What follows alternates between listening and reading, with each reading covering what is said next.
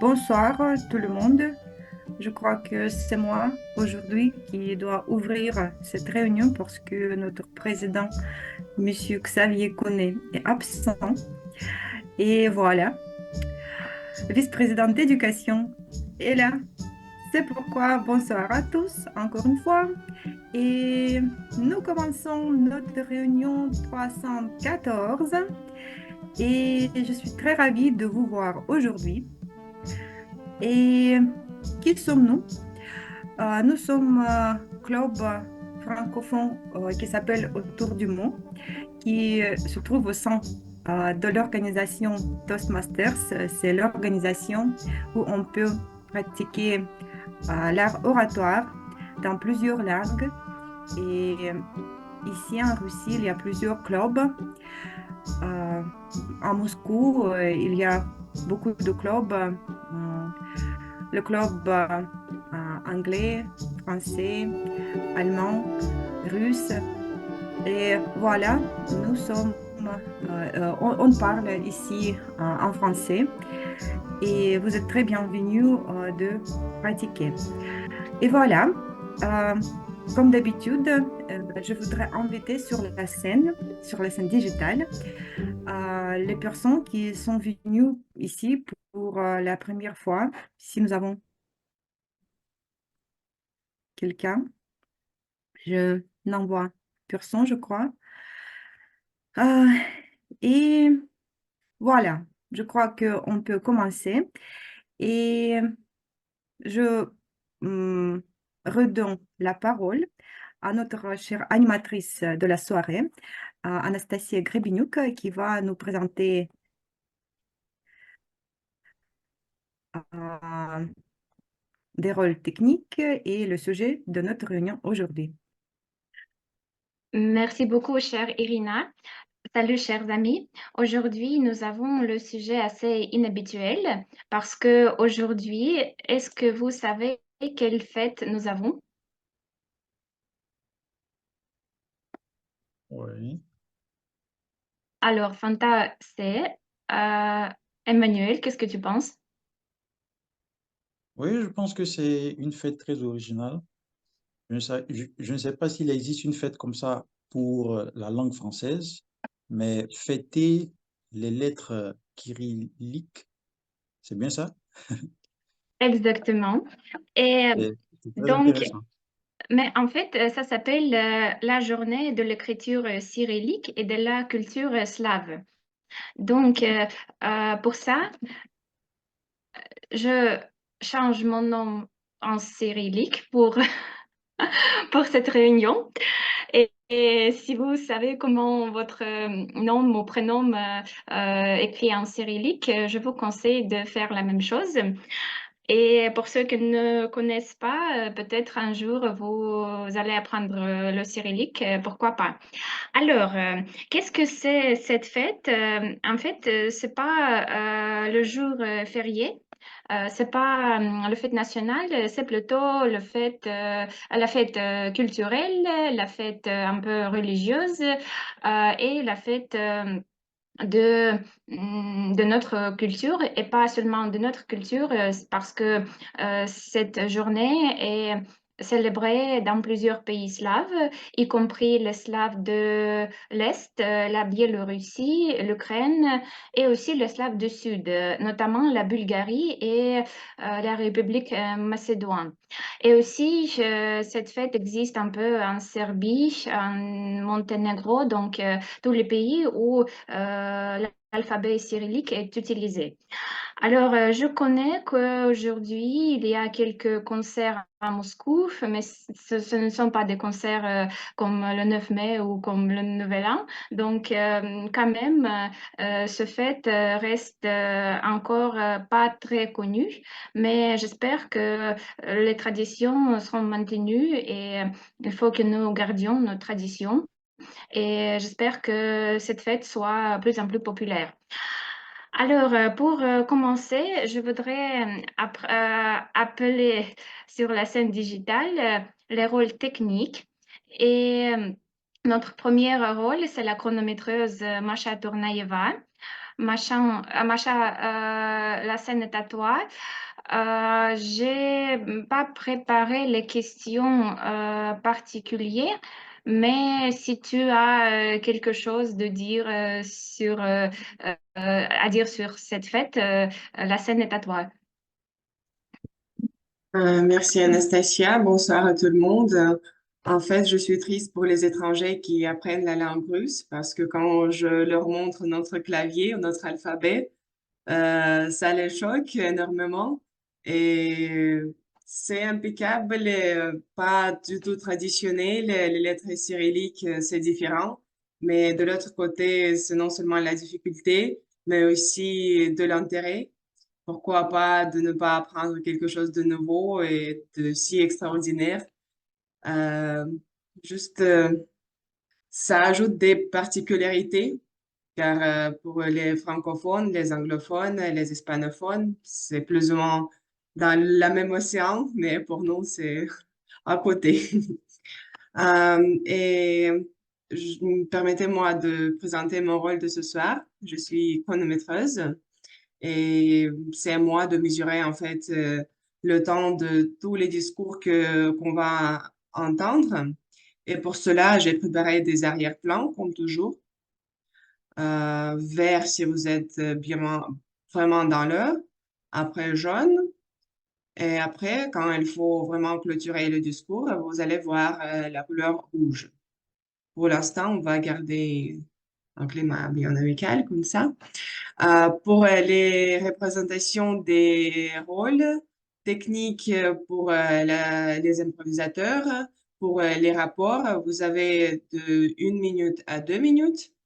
Pour le rapport du grammairien et pour les évaluations personnelles, vous avez de 2 minutes à 3 minutes.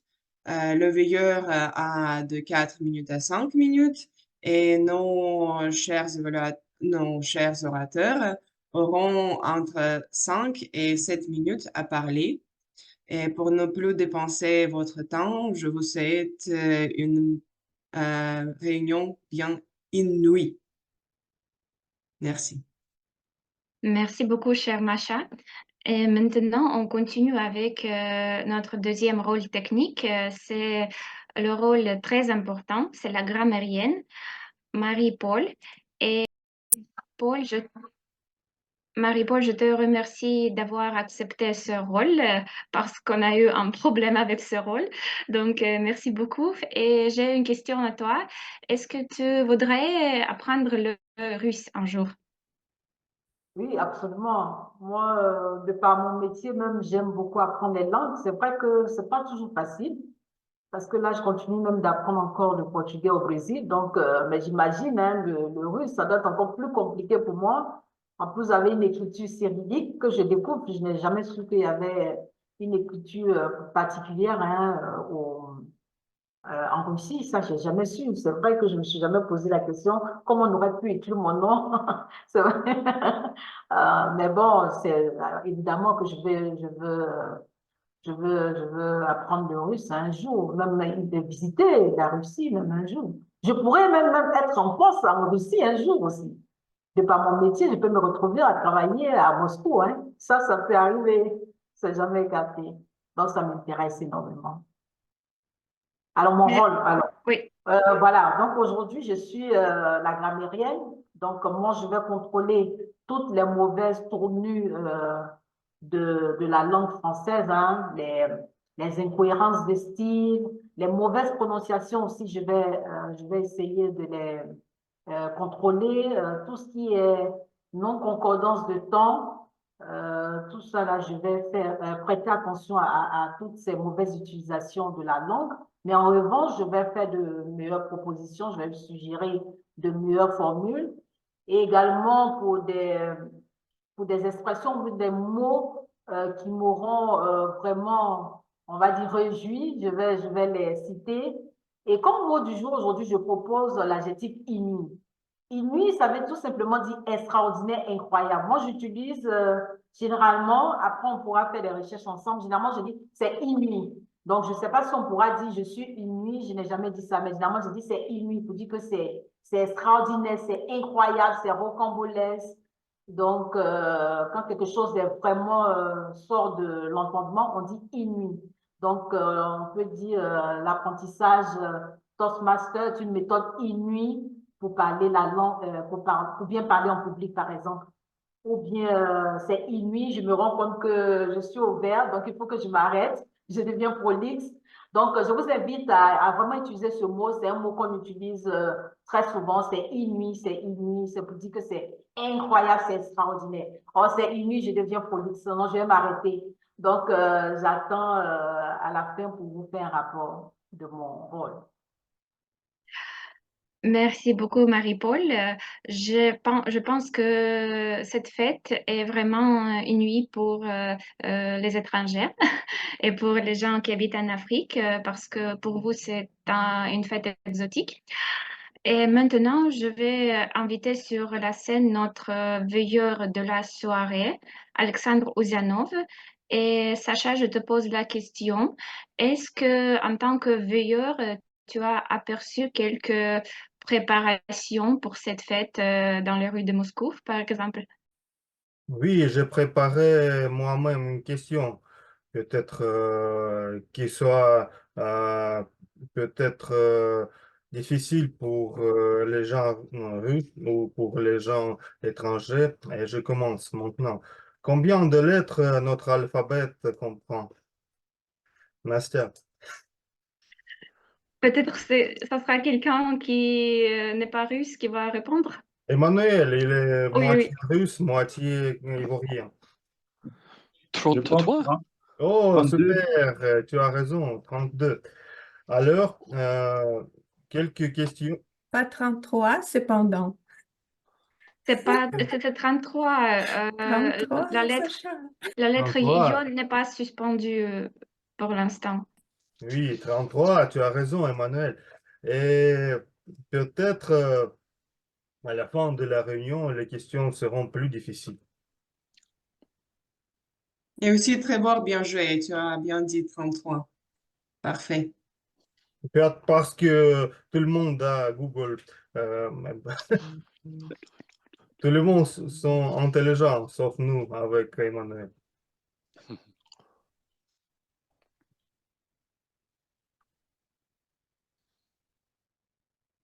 On peut continuer. Ou ces moments du honte, tu qu'il soit plus long, oui. Nastia. Donc, tu as présenté ton rôle et si c'est ça, je passe à la session des discours préparés. Donc, mon conseil à tout le monde, préparez-vous bien pour les questions de Sacha à la fin de la réunion parce que ça sera quand même rocambolesque. Alors, chers amis, on continue avec la session de discours préparés.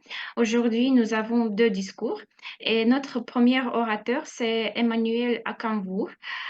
Donc, Emmanuel, je t'invite sur la scène digitale.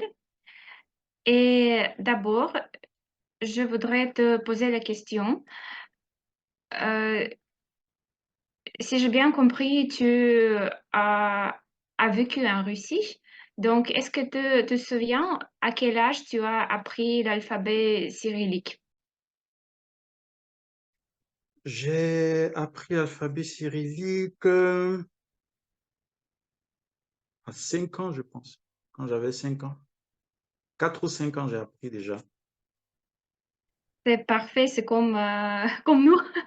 Donc, tu peux être vraiment notre, comment dire, compatriote. Alors, je vais présenter ton discours. C'est le discours du parcours leadership dynamique, deuxième niveau. L'objectif de ce projet est de mettre en pratique les compétences nécessaires pour établir un contact avec un auditoire inconnu. Le titre de discours, lire un livre en 10 minutes. Comment?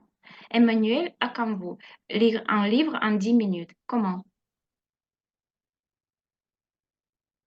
Encore une fois, bonjour, chers amis. J'aimerais parler du sujet de la lecture rapide. Est-ce qu'il y a des personnes parmi nous qui savent ce que c'est que la lecture rapide? Non, très peu connaissent. OK. C'est un peu comme un super pouvoir. Il y a des gens qui aimeraient voir à travers des murs, d'autres aimeraient voler comme Superman pour aller sauver leur dulcinée à 100 km. Mais moi, je trouve que apprendre à lire rapidement est un super pouvoir un peu plus accessible. Il y a les scientifiques qui disent que apprendre à lire rapidement, disons la lecture rapide, n'est pas quelque chose d'efficace et de réellement réalisable. Parce que ce n'est pas scientifiquement prouvé que lire rapidement peut permettre de comprendre rapidement une grande quantité de livres et selon les méthodes que les scientifiques ont observées, ce n'est pas réaliste.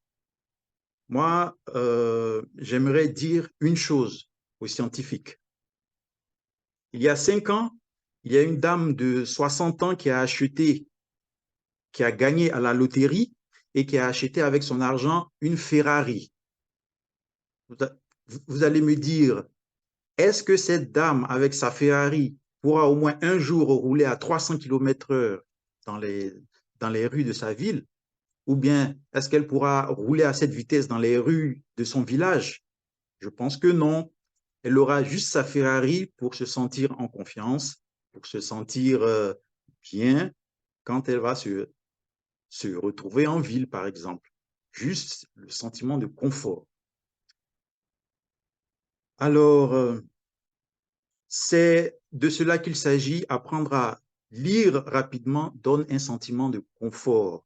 Lorsqu'on voit une pile de livres qui se trouve là-bas sur les étagères, on n'a plus peur. Quand on voit un livre de 500 livres, on ne dit pas « Oh, je ne pourrai jamais lire ce livre ».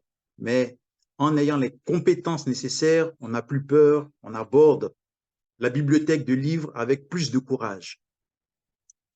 Permettez-moi de vous introduire les 3 méthodes que les professionnels en lecture rapide utilisent. La première méthode, c'est limiter la subvocalisation. La subvocalisation, qu'est-ce que c'est? Un nouveau mot. La subvocalisation, c'est ne pas prononcer les mots lorsque nous lisons. C'est un peu difficile à faire, c'est ce qu'on fait c'est ce que tout le monde fait toujours, mais ceux qui pratiquent la lecture rapide disent que si on ne prononce pas les mots quand on fait la lecture, on sera capable de lire un peu plus vite. Il y a plusieurs techniques pour le faire, je vais peut-être en parler un peu plus tard. Ensuite, il y a l'utilisation d'un guide physique. Le guide peut être le doigt ou bien un stylo. Je me rappelle quand j'étais enfant, quand j'étais petit et que j'apprenais à lire, mes parents me disaient utilise le stylo, ça va t'aider à lire correctement. Mais seulement quand tu seras plus grand, tu n'auras plus besoin de stylo. Effectivement, quand j'ai grandi, je n'ai plus besoin de stylo et je n'ai plus besoin de livres parce que j'avais plus envie déjà de lire. C'est pour vous dire que encore utiliser un stylo, même en étant adulte, est quelque chose de très efficace et qui aide à la lecture. En troisième point, la troisième méthode, c'est d'utiliser des groupes de mots. Lorsqu'on voit une phrase, on la divise en plusieurs groupes et en faisant la lecture, on identifie les groupes qu'on essaie d'assimiler et de comprendre, qu'on essaie d'assimiler pour comprendre la phrase. Je donne un exemple facile. Par exemple, qu'est-ce que tu as fait aujourd'hui à l'université? On ne va pas prendre le temps de lire chaque mot. Qu'est-ce que, c'est long, tu as fait à l'université. Rapidement, on prend le groupe. Qu'est-ce que tu as? Ça fait, on comprend déjà que c'est une question. A fait, c'est le verbe faire. Et université, c'est un endroit à l'université. Donc, en s'entraînant à décomposer les phrases en groupe, on peut lire plus rapidement. Et évidemment, la lecture rapide doit être contrôlée parce qu'il ne faut pas tout lire rapidement. On ne lira pas, bien évidemment, rapidement un livre scientifique parce qu'on risque de sauter des éléments importants, de ne pas comprendre toutes les parties qui sont abordées dans le livre. On pourra lire rapidement des livres dont on comprend le contexte, dont on sait de quoi il s'agit, dont on maîtrise déjà la structure de base. Alors, pour ne pas trop contredire les scientifiques qui disent que apprendre à lire rapidement, c'est inutile, moi je dirais que c'est utile parce que lorsque on apprend à lire rapidement, d'abord, on n'a plus peur lorsqu'on se retrouve en face d'un livre de 500 pages. On se dit tout de suite, j'ai une Ferrari dans ma tête. Ce livre-là, je pourrais le lire, il n'y a rien qui m'arrête, je suis confiant. J'ai déjà fait les exercices qu'il me faut, je pourrais le lire. Et ensuite, tous ces exercices qui permettent, qu'on utilise pour s'entraîner à la lecture rapide permettent aussi de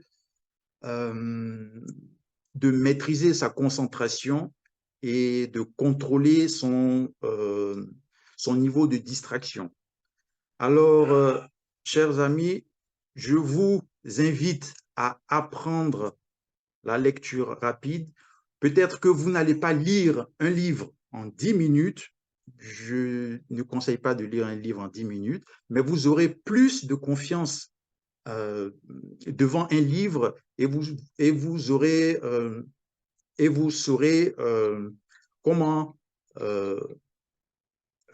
aborder de la façon la plus efficace possible si vous avez beaucoup de livres à lire.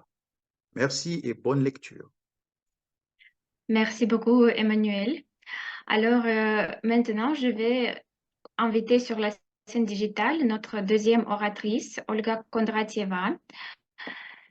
Et avant de présenter le discours, je voudrais poser une question. Qu'est-ce que la fête d'écriture cyrillique et de la culture slave signifie pour toi?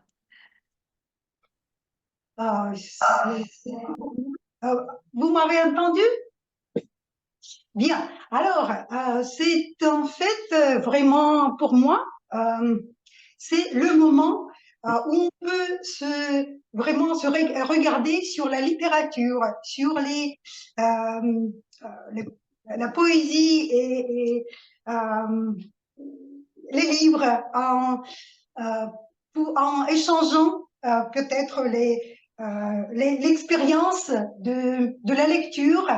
Et je m'en souviens qu'il y avait une fois un projet en Russie, quand on lisait La paix et la guerre de Tolstoï, pardon, La guerre et la paix de Tolstoï, on lisait pendant un an, on divisait le livre et il y avait des bénévoles qui lisaient quelques pages un peu chaque jour, je crois, c'était un peu chaque jour, quelques pages chaque jour, et comme ça, on lisait le livre tout entier pendant le livre tout entier pendant l'année, et chacun écoutait ses prononciations, les intonations, etc. différentes. C'est magnifique. Et je crois que cette fête slave doit avoir quelque chose comme ça.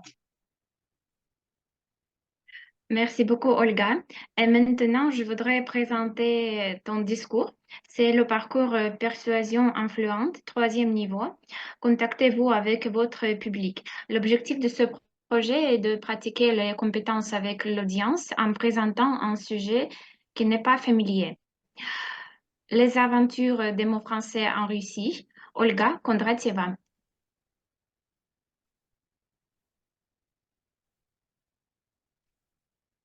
Et tout cela pour vous dire de lire deux mots que je suis toute petite tombée dans leur marmite, la marmite des mots. Chers amis, Ce sont des vers de Jean Sifou, poète français, qui disait qu'il est un amoureux fou des mots. Et moi aussi.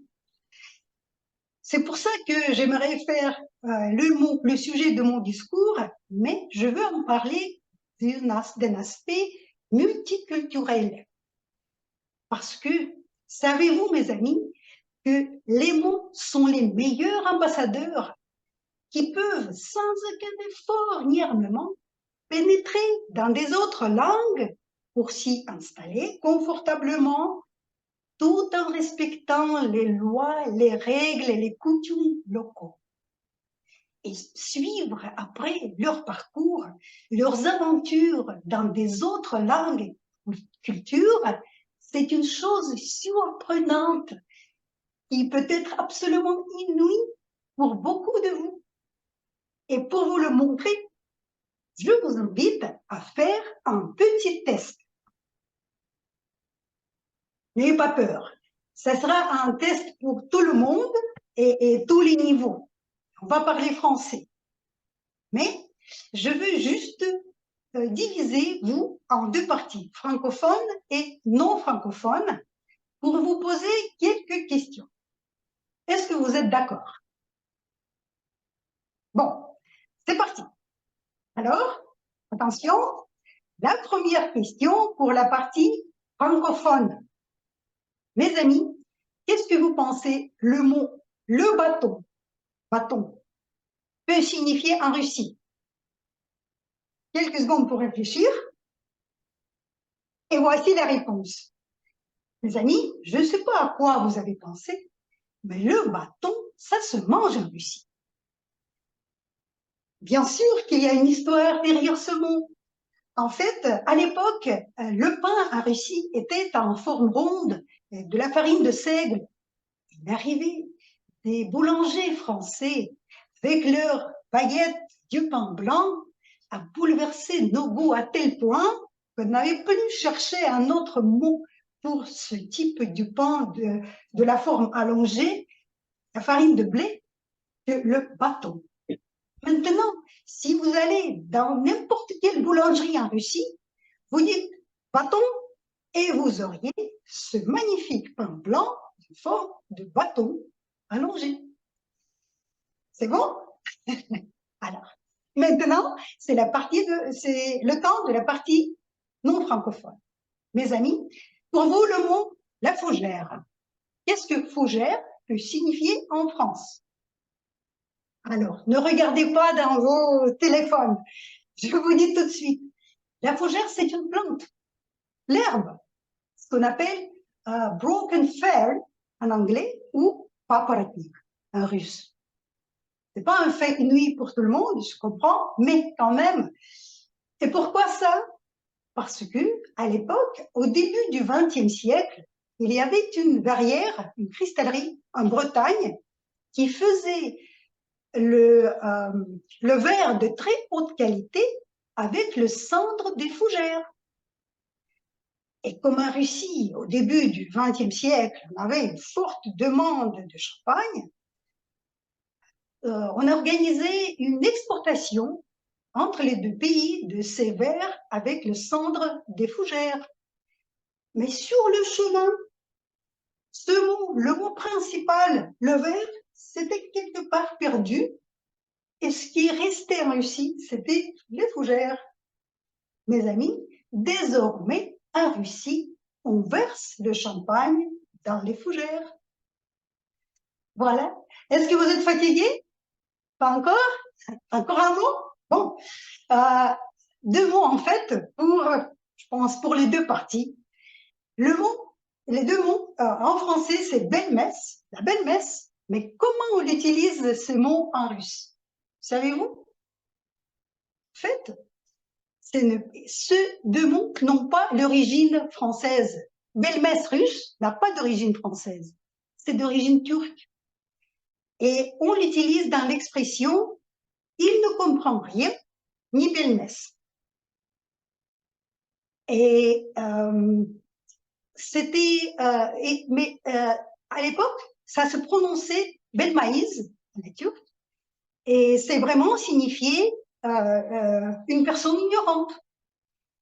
Mais quand, au 19e siècle, le français est devenu la passion en Russie, tout le monde essayait de dire, de parler à la français. Ce mot s'est déguisé, est devenu belle-messe pour faire semblant qu'il est venu de la France. Mes amis, il y en a plein d'histoires comme ça. On peut prendre le mot Paris. Savez-vous qu'il y a une ville, Paris, en Russie? Hein? Peut-être ça, c'est un fait inouï. Et à côté de ce Paris, il y a un village qui s'appelle Ferchamp-Pinoise. Mais je vous laisse découvrir cette histoire magnifique vous-même. Et moi, je serais super contente si ce petit exercice vous fait envie, vous donne l'idée de continuer, de poursuivre, d'aller plus loin pour s'intéresser au parcours et aux histoires des mots de vos langues natales dans des autres langues et des autres pays. Et au fond de mon âme, je suis sûre que l'intérêt pour les langues étrangères en général a un effet tellement important sur l'amélioration de la compréhension des cultures et des langues qu'il vaut la peine de s'en intéresser d'une façon ou d'une autre. Voilà, c'est tout ce que j'aimerais vous partager avec vous ce soir. Merci beaucoup, chers amis, pour votre attention. Madame animatrice, je vous rends la parole. Merci beaucoup, chère Olga, pour ce discours formidable. C'était hyper intéressant. Et pour continuer, je voudrais commencer la session d'improvisation. Et j'invite sur la scène digitale notre meneur de la session d'improvisation, c'est Daniel Zakharov.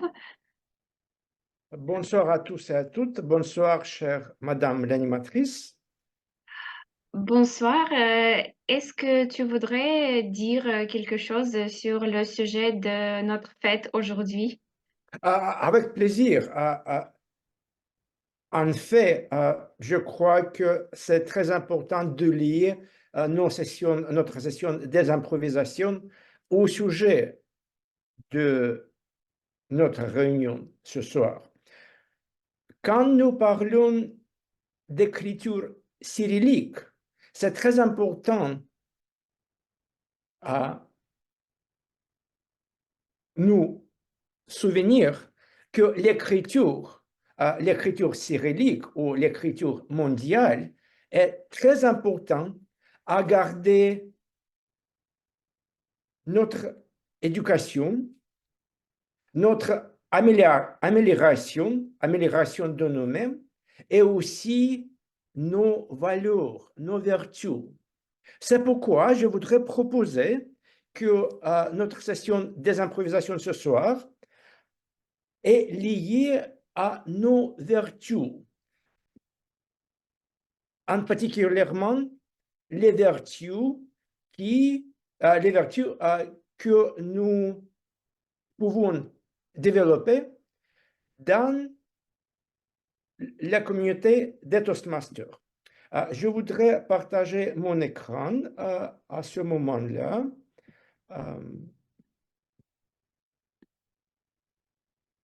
Et voilà. J'ai préparé quelques questions. Les questions sont presque pareilles, mais les valeurs dans ces questions sont différentes. Les tâches de notre session des improvisations ce soir est à expliquer comment on pourra améliorer la vertu particulière dans les sessions des Toastmasters. Comme toujours, les participants ont de 1 à 2 minutes pour exprimer ses avis et il y a 30 secondes pour ramasser les pensées, soit c'est nécessaire. Et on peut commencer. Qui voudrait être le premier participant?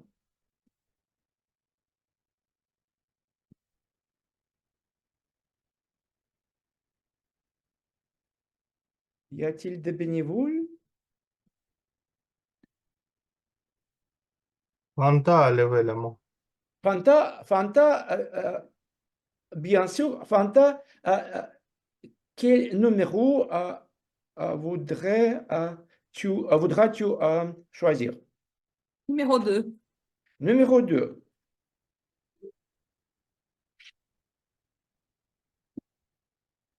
Comment Toastmaster vous aide à développer la prudence? Wow! Ça, c'est une très belle question. Elle est inouïe.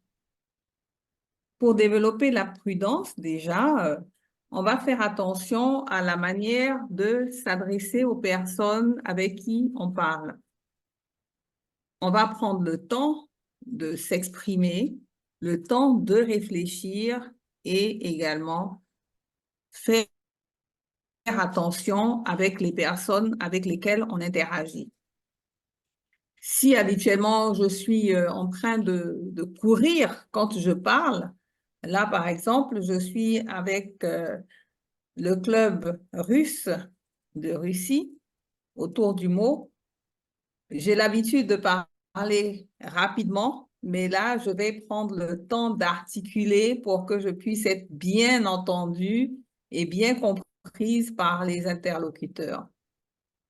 Et je pense que c'est un type de prudence qu'il faut avoir parce que pour quelqu'un qui ne maîtrise pas très bien la langue, il peut y avoir des confusions de mots ou dans la prononciation que l'on fait de certains mots. Comme vient de nous dire tout à l'heure notre très chère Toastmaster Olga, il peut y avoir des confusions. Alors, il faut user de prudence quand on utilise certains mots en fonction du pays dans lequel on est. Et je crois que Toastmaster nous aide justement dans ce type de préparation à tenir compte de notre environnement. Je ne sais pas si je suis encore dans le temps parce que je ne vois pas le chrono. Oui, c'est bon. Alors, je crois que je vais m'arrêter là pour ne pas être chronophage. Merci. Daniel, je voulais juste dire que tu es chic, très chic. J'aime ta tenue aujourd'hui. Tu es très brillant. Merci C'est beaucoup, inouï. chère Fanta, pour la réponse et aussi pour le compliment et naturellement pour tes avis vraiment prudents. Et je voudrais inviter sur la scène digitale le suivant participant ou la suivante participante qui voudra continuer. Peut-être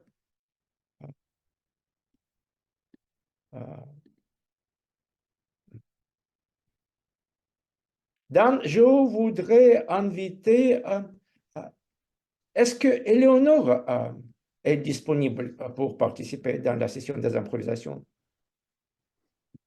Éléonore? Bonsoir. Voudriez-vous participer? Non, est-ce que je peux écouter celui-là? Naturellement, merci beaucoup. Merci beaucoup. Trevor a levé la main. Trevor. Trevor, quel numéro voudras-tu choisir? Je prendrai le numéro 4, s'il te plaît, Daniel. 4. 4. Un petit moment. Le numéro 4.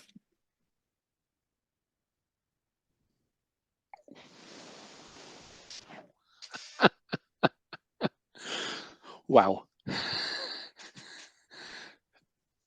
D'accord, oui, je vais juste réfléchir pendant quelques secondes.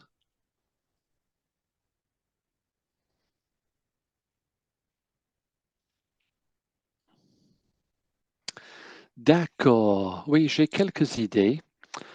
Merci Daniel pour cette question vraiment inouïe, inattendue. Les Américains appelleraient ça une question qui vient de left field, une question qui vient de l'extérieur de sa point de vue. C'est vraiment pas ce que je m'attendais. Et je voudrais commencer parce que quand je vois le mot justice, j'ai tendance à l'interpréter avec une interprétation négative, une interprétation de restriction. Mais quand même, je vais le retourner un petit peu. Pour moi, justice, ça veut dire juste, vrai, avec un sens d'égalité. Et je trouve que c'est vraiment absolument certain que chez Toastmasters et surtout chez Autour du mot, qu'on se traite avec beaucoup d'égalité, on est juste entre nous, on s'écoute, on a beaucoup de respect. Et ce soit justice, juste, ça me fait penser à l'alphabet cyrillique, que je trouve est un alphabet très, très précis. C'est juste. Il y a des interprétations vraiment pointillées, précises, qui, pour moi, qui indiquent un genre de justesse. Par exemple, en cyrillique, on a le son E et le son I. En anglais, on n'a pas de lettres pour communiquer cela. Donc, E, c'est le E, I, on répète la lettre. Mais, je ne sais pas si vous pouvez le lire, mon nom en cyrillique, Tweed, j'ai une lettre spécifique pour le I. Et j'aime beaucoup la justice de l'alphabet cyrillique. Donc, c'est un petit peu mes pensées, un petit peu flou parce que, honnêtement, Daniel, ta question m'a vraiment secoué, vraiment une question left field. Je te remercie beaucoup, Daniel, pour cette réflexion qui me fait réfléchir. Merci. Merci beaucoup à toi, Trevor, pour ta réponse. Naturellement, nous avons parlé de deux vertus cardinales, la prudence, la justice. Il y a quelques autres vertus cardinales, mais les autres plus petites vertus, et peut-être quelqu'un voudra continuer la session des improvisations. Y a-t-il des mains élevées?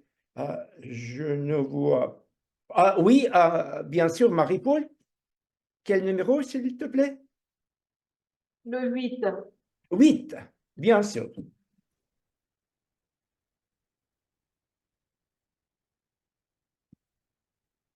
Comment, Toastmaster, vous aide à développer le courage? Alors, le courage, déjà, ce qu'il faut savoir, c'est le fait d'oser. Oser faire quelque chose, oser passer à l'action. Et Toastmaster, justement, nous permet, à travers son apprentissage, sa méthode, nous permet de prendre, d'oser prendre la parole en public. C'est ça la méthode Toastmaster, c'est-à-dire c'est de nous préparer à pouvoir prendre la parole en public. Et ça, pour cela, il faut s'armer de courage. Mais justement, la méthode Toastmaster, qui est une méthode d'apprentissage qui nous prépare à prendre la parole en public, nous apprend également à avoir le courage d'affronter le public plus tard. Donc, c'est tout à fait uni, hein. Toastmaster, moi personnellement, pour prendre mon exemple, c'est grâce à Toastmaster qu'aujourd'hui, j'arrive à parler devant un public. C'est grâce à Toastmaster que j'ai le courage de parler à des inconnus. Donc, incontestablement, je peux dire que Toastmaster nous apprend vraiment à développer notre courage, à avoir de l'audace, à avoir cette capacité à affronter nos peurs. Donc, voilà. Donc, c'est aussi une des qualités que Toastmaster nous apprend, c'est d'avoir le courage d'aller au-devant de nos peurs, d'affronter nos peurs. Voilà. Merci beaucoup, chère Marie-Paul, d'avoir témoigné qu'on pourra développer le courage chez Toastmaster, chez Autour du mot, dans nos réunions. Et il y a les autres qualités qu'on pourra développer aussi, et l'orateur suivant pourra exprimer son avis sur le sujet. Peut-être Alexei voudra continuer. Oui, bien sûr. Alexei, quel numéro, s'il te plaît? Numéro 6. Numéro 6, bien sûr. Comment les Toastmasters vous aident à développer la persévérance? Merci pour cette question. En fait, les Toastmasters ont aidé beaucoup à développer ma persévérance parce que avant, j'étais pas très attentif aux détails ou peut-être travailler, j'ai dû travailler mieux pour mes discours ou pour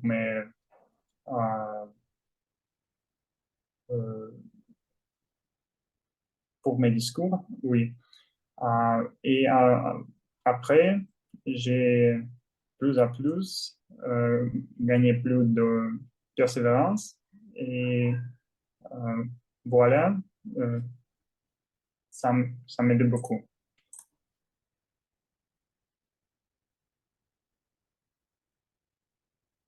Merci beaucoup, Alexei, pour ton avis. Et naturellement, les Toastmasters, c'est la communauté de notre croissance, mais aussi de notre croyance. Croyance en nous-mêmes, en fait. Et persévérance est très important pour cette croyance en nous-mêmes. Je voudrais inviter sur la scène digitale l'orateur suivant, peut-être quelqu'un.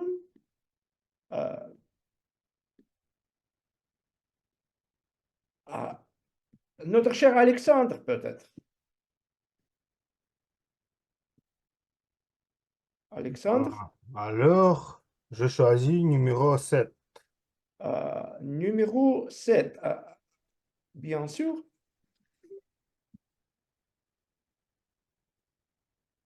Comment le Toastmaster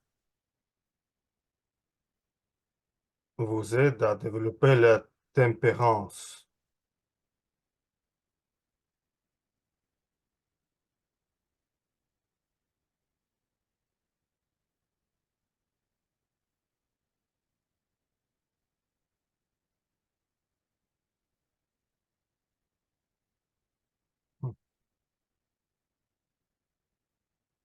La tempérance, c'est une mot inuit et c'est ce que je manque parfois. C'est pourquoi je visite les réunions Toastmaster chaque vendredi en minimum et encore une fois pour les autres clubs Toastmaster, c'est-à-dire 2 fois par semaine pour développer ma tempérance parce que seulement les réunions de Toastmasters sont super structurées où il ne faut pas juste bavarder, il faut suivre la tempérance. Tous les rôles sont structurés, tu as le temps pour ton rôle, tu as euh, la structure et les règles pour utiliser. Et tout ça, toutes ces règles, euh, bien sûr, développent notre tempérance. Je suis très content que j'ai la possibilité de développer cette tempérance car la communication, c'est l'art de tempérance selon quelqu'un, euh, j'ai oublié le nom, mais très intelligent a dit ça. Euh, alors, le plus je visite les réunions Toastmaster, le plus de tempérance inouïe je développe. Merci. Merci beaucoup, cher Alexandre, pour cette réponse sur le sujet de la tempérance. Je crois que nous avons le temps pour 2 orateurs en plus. Y a-t-il des bénévoles ou je devrais inviter quelqu'un?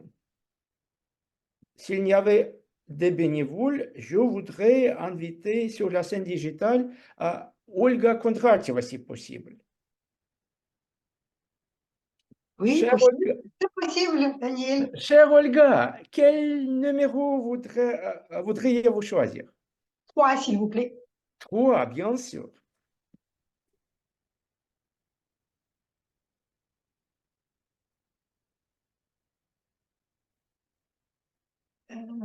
Pardon, je ne vois pas bien. Comment les Toastmasters vous aident à développer la ténacité? Ah, la ténacité. D'accord? J'ai essayé, voilà, de grandir, mais la ténacité. Toastmasters. Oui, Toastmasters te donne, en général, il te donne toujours des objectifs, des défis.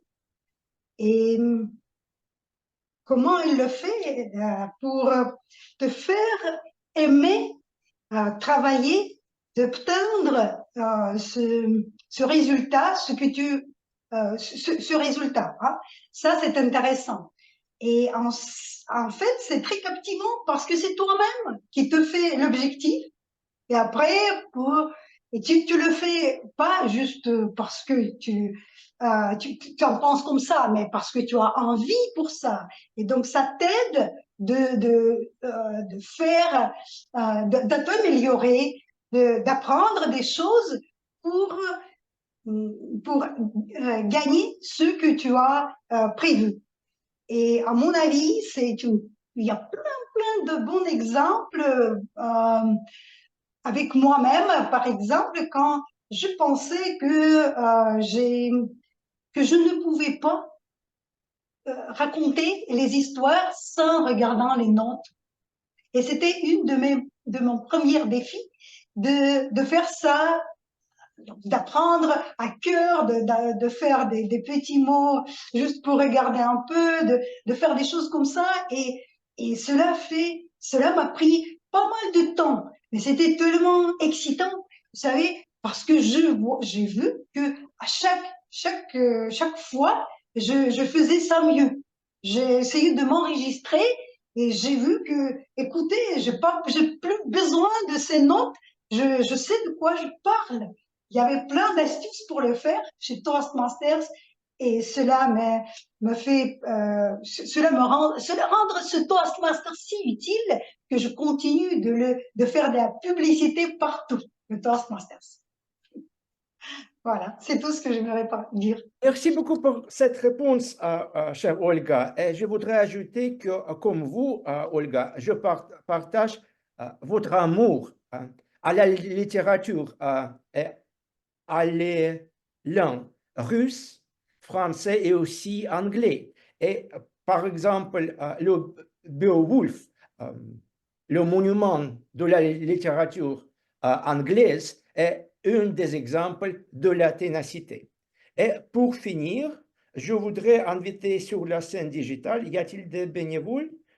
S'il n'y a pas, je voudrais inviter sur la scène digitale notre vice-présidente à l'éducation, Irina. Irina, Là, 1 ou 5? 5. 5, bien sûr.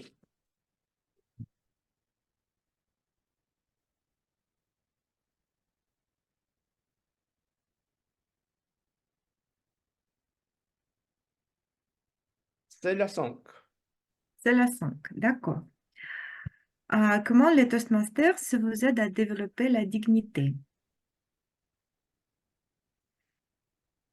C'est une bonne question, en vrai dire, mais je crois que chaque présentation, chaque prestation, alors doit être fait avec la dignité et doit être présenté avec la dignité, avec beaucoup de force à la voix, avec des pensées à l'intérieur et à l'extérieur, avec la langue de corps qui doit donner au public ce sens de la dignité de l'orateur. Et je crois que c'est une bonne opportunité à pratiquer la dignité, notamment chez nous, au sein du club Toastmasters, euh, autour du mot. Et chaque vendredi, c'est ce qu'on fait régulièrement. Merci Daniel pour la question. Merci beaucoup, chère Irina. Je voudrais remercier tous les participants et toutes les participants d'avoir exprimé ses avis sur ces valeurs éternelles, sur ces vertus éternelles, les valeurs, les qualités qu'on pourra pratiquer chez nous, chez Toastmaster. Et maintenant, je voudrais partager dans le chat le lien pour voter, pour le meilleur orateur ou la meilleure oratrice dans cette session des improvisations déjà fait. Le lien est dans le chat. Je vous remercie encore une fois et je donne la parole à notre chère animatrice, Anastasia. Anastasia. Merci beaucoup, Daniel, pour cette session d'improvisation époustouflante. Et nous avons maintenant la session des évaluations. Je voudrais inviter sur la scène digitale notre chère évaluatrice générale Irina Vysipkova. Et d'abord, Irina, je te voudrais poser la question. Comment est-ce qu'on fête la journée de l'écriture et la culture slave à Cheboksary? Merci pour cette question inouïe, mais évidemment, il y a beaucoup de fêtes régionales ici à Cheboksary, à Tchouvachia, mais il n'y a pas beaucoup de fêtes slaves, mais nous avons des fêtes au niveau de l'État, je crois, mais il y a plus de fêtes qui sont consacrées à la culture tchouvache. Et c'est le domaine qui doit être plus développé au- à toutes les régions dans la Russie parce que c'est un peu plus surveillé pour ne pas être épuisé avec le temps parce que la culture tchouvache mort chaque an avec des personnes aînées qui, parce que les personnes jeunes oublient la langue tchouvache. Il y a plutôt des fêtes tchouvaches que les fêtes slaves et russes.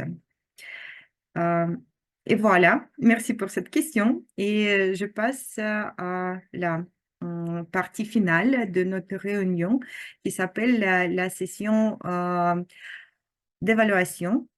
Et moi, comme la tête de la constellation des experts dans cette partie, je voudrais vous présenter mon équipe et inviter sur la scène le premier évaluateur, Alexei Oshenko. Et Alexei, la parole est à toi pour évaluer le premier discours de notre cher Emmanuel. La parole est à toi. Oui, merci, Irina. Emmanuel, ton discours sur lire un livre en 10 minutes, comment, et a été captivant et instructif. Merci de nous avoir donné quelques astuces et conseils. J'espère que nous allons tous utiliser ces pratiques dans notre vie pour bien embrasser l'immense richesse de la littérature et de la culture russe. Par exemple, Tu vas commencer par une question adressée à l'audience et un exemple, ce qui nous a aidé à appliquer rapidement et à rester attentif. J'ai beaucoup aimé tes exemples vivants, comme celui d'une vieille dame qui achète une Ferrari. La prochaine fois que je choisirai une voiture, je penserai à cet exemple, bien sûr. Quant à clarté, ta expression orale était claire. Tu as articulé tes idées d'une manière concise, ce qui a permis à l'auditoire de suivre facilement. À propos de contact visuel, tu as utilisé le contact visuel pour engager auditoire. Et cela a aidé à créer une connexion personnelle avec nous. S'agissant de variété vocale, tu as utilisé une bonne variété et dans le ton et le volume de ton voix. En matière de transition entre les différentes parties de ton discours pouvait être plus fluide. Parfois, le passage d'une idée à l'autre semblait un peu brusque. Merci d'avoir abordé un sujet aussi important que la confiance en soi. Je suis d'accord que c'est l'un des aspects les plus cruciaux lorsque nous entreprenons quelque chose. Je pense que cela nous aidera tous à devenir plus confiants dans notre lecture. Encore une fois, merci pour cette présentation. Merci. Merci beaucoup, Alexis, pour cette évaluation détaillée, je crois efficace, et tu as nommé beaucoup de choses positives de discours d'Emmanuel, et en même temps, tu as nommé les domaines à améliorer à l'avenir. Merci. Et on passe à la deuxième évaluatrice, pardon. C'est notre chère Elena Marina qui va évaluer le discours d'Olga Kondratieva. Voilà, Elena, la parole est à toi. Merci, Irina. Bonjour à tous. Voilà, je vois Olga. Chère Olga, je te remercie pour l'intervention si amusante, enrichissante et engageante qui a fait l'honneur à la langue russe et à la langue française à la fois. L'objectif de ce projet est d'apprendre à se connecter avec le public et tu as bien réussi cette tâche. J'ai beaucoup aimé ton image avec une écharpe blanche qui attire tout de suite l'attention sur toi. J'ai beaucoup aimé aussi le titre de ton discours avec le mot « Les aventures des mots français en Russie ». Ça donne tout de suite l'envie d'écouter parce que ce sont les aventures, c'est comme lire un livre.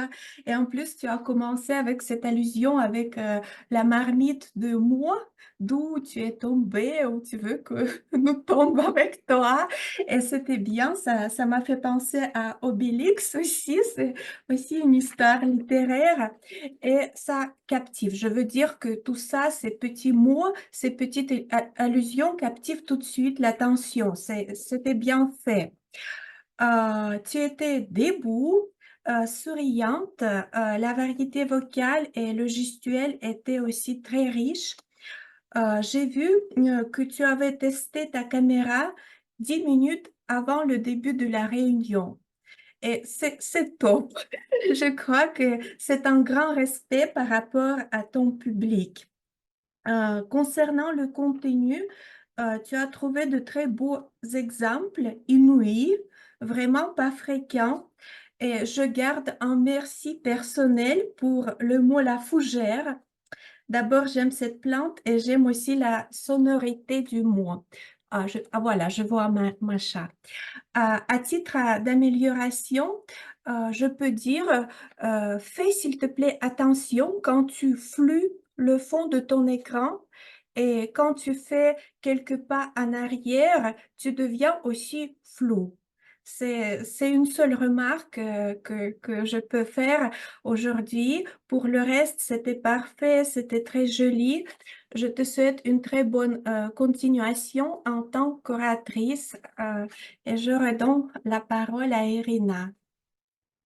Merci beaucoup, Elena, pour cette évaluation détaillée et efficace, je crois. Merci. Et maintenant, on passe au rapport des spécialistes, des rôles techniques.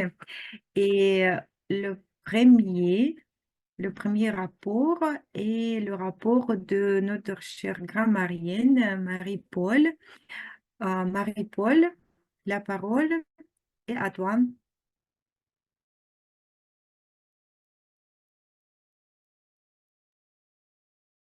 Marie-Paul? Oui, merci. Ok. Alors, voilà, c'est inouï, hein. Je n'ai rencontré que de belles expressions, des mots, un vocabulaire vraiment qui est venu enrichir ce que nous avions. Et en même temps, c'est inouï, j'en perds même mon vocabulaire. Alors, donc, j'ai noté des mots comme rocambolesque, qui veut dire extraordinaire, extravagant. J'ai noté subvocalisation, la définition était parfaite. Contredit, qui veut dire s'opposer en disant le contraire de ce qui a été dit.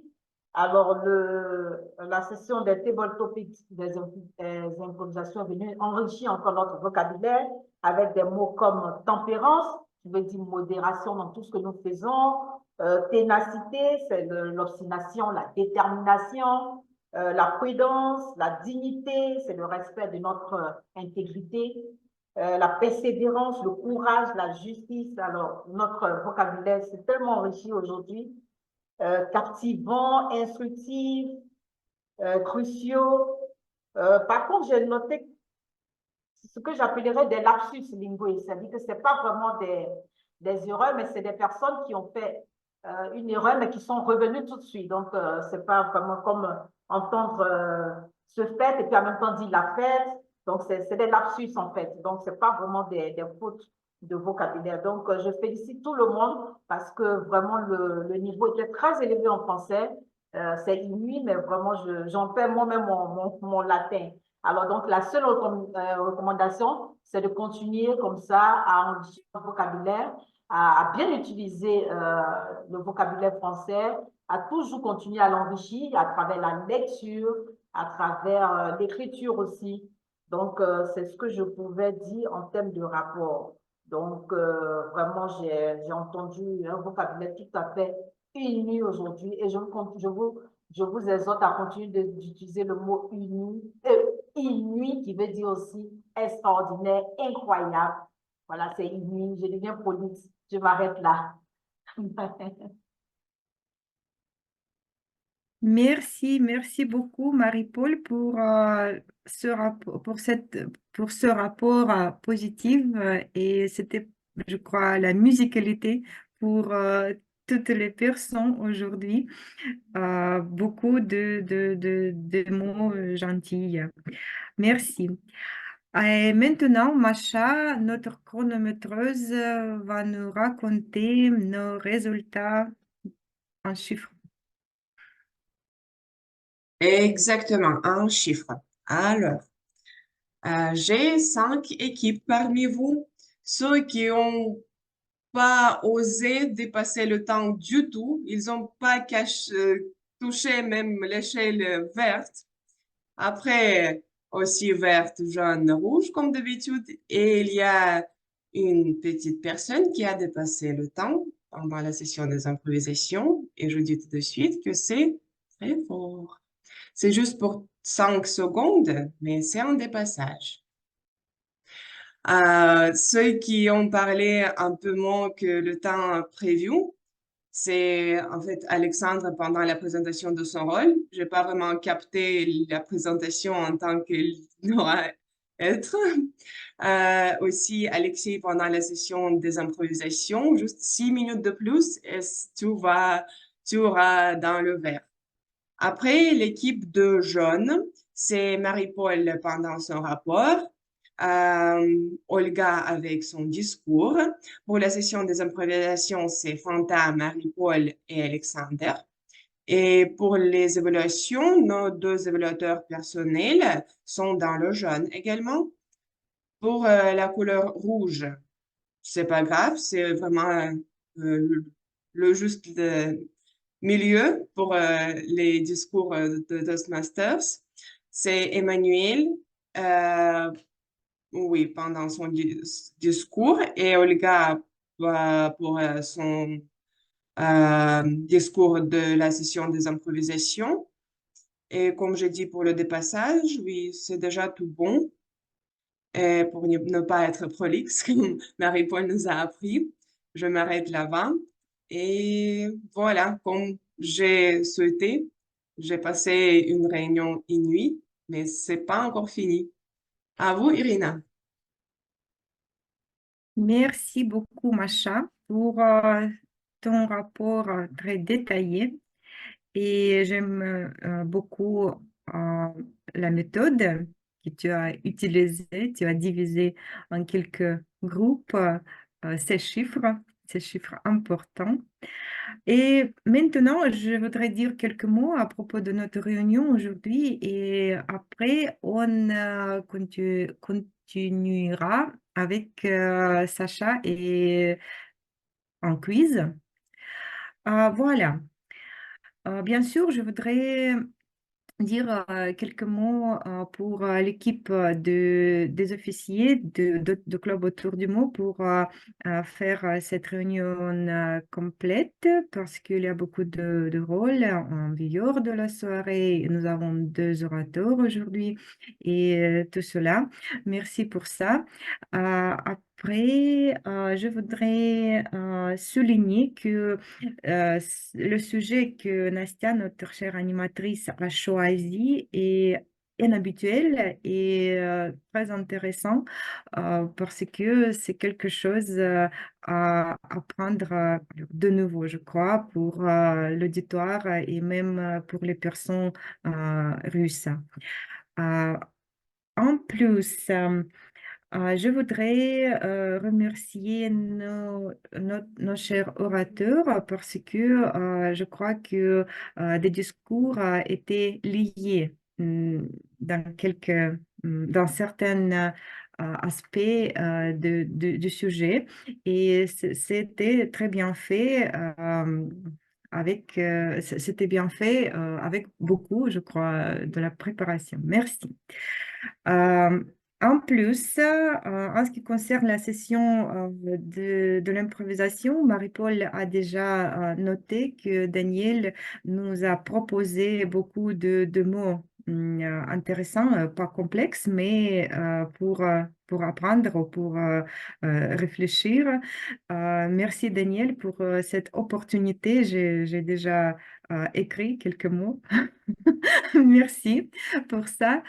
Et merci à mon équipe qui a travaillé aujourd'hui, Macha, avec ton rapport détaillé, Marie-Paul, avec un mot du jour toujours intéressant, inouï. Je crois que je vais utiliser ce mot.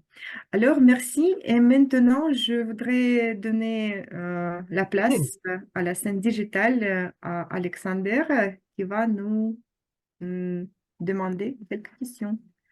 Sacha. Merci beaucoup, chère Irina. Mes amis, je vous encourage à allumer vos micros et je commence. On peut Première- crier ou il faut lever la main.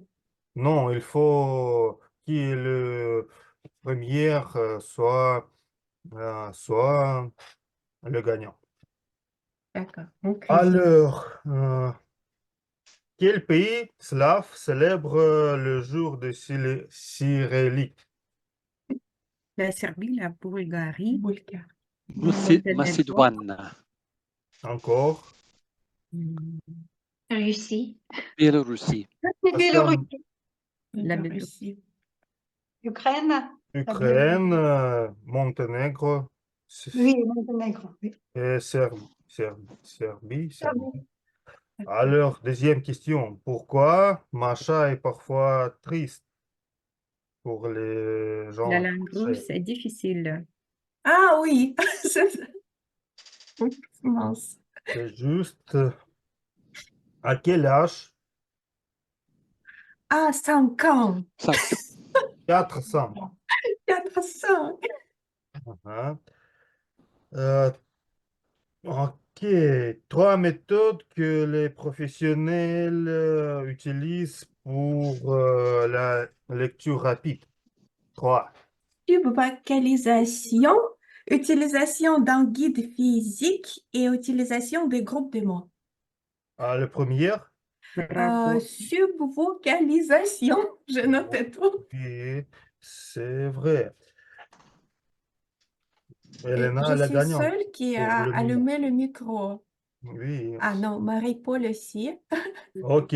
Qu'est-ce que c'est le bâton en Russie? C'est du La pain. baguette, Le pain. Le pain. Et le fougère en France? Le plan. Et le bâton en France? c'est Le le pain. baquet. La baguette, Une c'est- baguette, une paille. Non, c'est une Ah, le bâton. Attends. bâton en France, en Oui, français. oui, c'est du bois en fait. Oui, c'est le bois comme Ouais. des arbres. Et la fougère en Russie, En C'est un verre. verre. un verre. on peut peut-être les gens russes ne peuvent pas parler quand je parle, je demande. Trop C'est le tard. microphone. Ok. Ah, Et ouais. au contraire. Ok.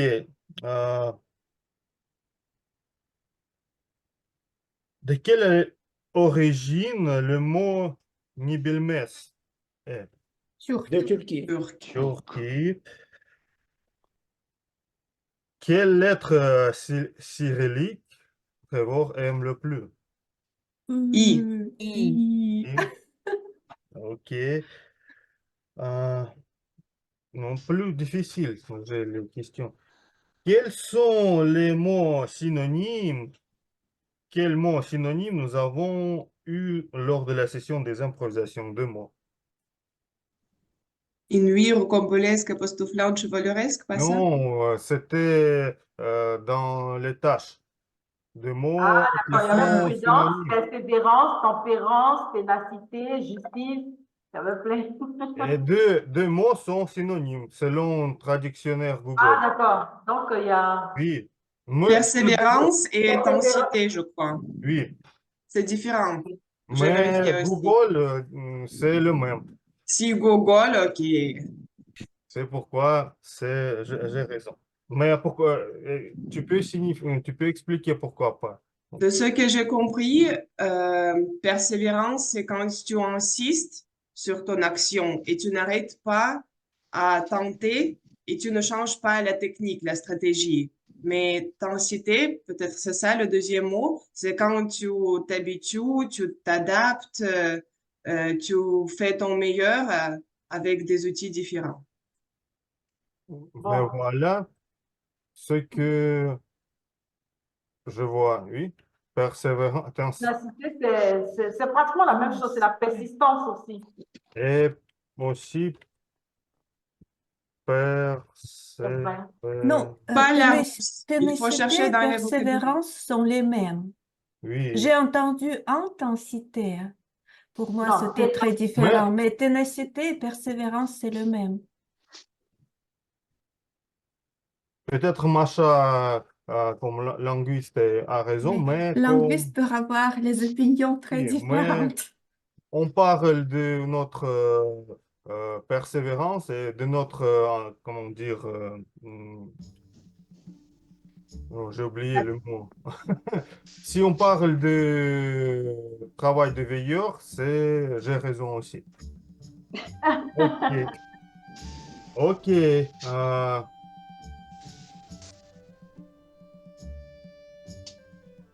Qui de notre ami locuteur natif a traduit son nom lors de la session? Fanta. Fanta. Oui, c'est vrai. Et c'était la dernière question, je pense. Je crois. Merci beaucoup pour votre activité et votre persévérance et votre Ténacité. Ténacité. Ouais. Courage Mais aussi. ce n'est pas la fin, les amis. Nous avons quelque chose à faire. Merci Sacha pour cette session. Et maintenant, je dois donner la parole à Nastia, notre chère animatrice, et ou pas. Avant de donner à pas ex-président, vice-président, Mais je peux continuer comme pour clôturer la réunion. Oui. je voudrais juste vous remercier pour cette réunion, pour ce sujet, parce que j'espère que ce sujet était intéressant pour vous. Et donc, pour moi, c'est très important parce que j'aime la culture slave. C'est une partie de ma culture et j'aime beaucoup, ça m'a fait plaisir et l'honneur de partager notre culture avec vous. Donc, pour ceux qui n'étaient pas en Russie, j'espère qu'un jour vous viendrez et j'espère que nous allons maintenir notre amitié internationale. Et maintenant, je donne la parole à Irina. Merci beaucoup, Nastia. Et maintenant, ce que nous reste est annoncer le gagnant de la session d'improvisation. Et aujourd'hui, c'est notre cher Trevor Tweed. Vos applaudissements, s'il vous plaît. Trevor, si tu as quelque chose à dire, tu es bienvenu. Merci. Oh, wow. Alors, juste un petit commentaire sur l'alphabet cyrillique. Quand j'ai quitté la France pour aller en Russie, mes collègues m'ont dit « Ah, mais c'est un truc compliqué avec cet alphabet. » Mais non, pour moi, l'alphabet cyrillique, ça c'est la partie facile de la langue russe. Le script cursif, ça c'est un petit peu compliqué, mais l'alphabet cyrillique, c'est vraiment pas compliqué. À part mon petit copain, le Mir Kiznak, que j'ai jamais compris et je pense que je vais jamais réussir à maîtriser l'utilisation du Mir Kiznak. Mais quand même, j'adore l'alphabet cyrillique, vraiment un exercice cérébral pour moi et c'est tout que j'aime beaucoup. Donc merci beaucoup. Merci beaucoup, Trevor. Et merci tout le monde pour la session. Je crois que c'était charmante aujourd'hui de discuter ce sujet avec vous. Et alors, à la prochaine, le 31 mai, on sera ici, sur le lien. Merci pour l'invitation. À bientôt. Au revoir. Bon week-end. Merci, bonne soirée. Merci, bonsoir. Bonsoir.